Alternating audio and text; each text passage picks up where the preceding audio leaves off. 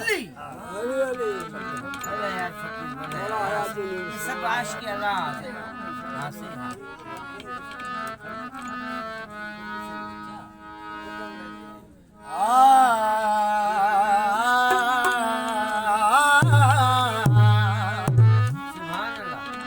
हाँ हसन मीर हुसैन सी जिनी झेड़ो काल हसन मीर हुसैन सी जिनी झेड़ो काल ओहे पत्नी जे हाल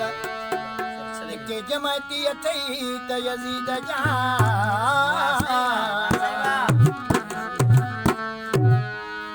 हसन मीर हुसैन सी जिनी झेड़ो अज अबैतनी खा भज जेके जमाती अथई त यजीद जा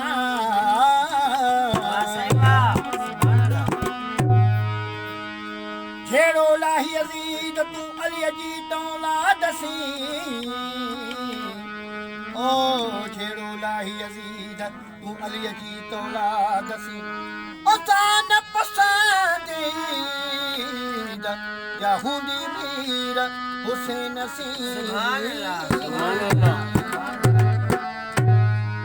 अला यार फकीर जी काफी आज को हालत में पेश पिना बिस्मिल्लाह हो पुछो इश्क दी खबर हो इमाम कनो पुछो इश्क दी खबर इमाम कनो जेड़ा कहते निभाया जेड़ा कहते निभाया शाम कनो पुछो इश्क दी खबर हो इमाम कनो पुछो इश्क दी खबर हो इमाम कनो जेड़ा कहते निभाया जेड़ा कहते निभाया शाम कनो पुछो इश्क दी खबर हो इमाम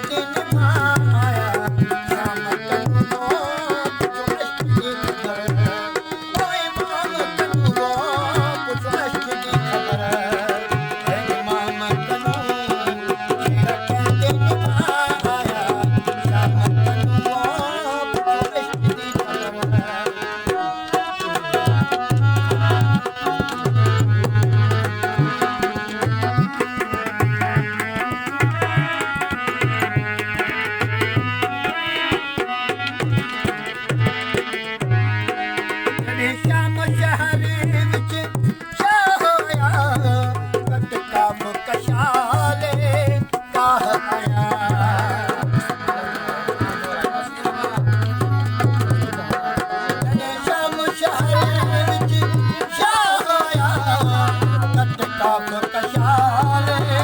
काह आया राह आया वो जिन रमजर वाली राह आया मुख मोड़ सनाइस राम कनु वो जो अश्क दी खबर अब इमाम कनु वो जो इश्क दी खबर इमाम कनु जीरा कह दे निभा आया शाम कनु वो जो इश्क दी खबर ओ इमाम कनु वो जो इश्क दी खबर इमाम कनु जीरा कह दे निभा आया शाम कनु वो जो इश्क दी खबर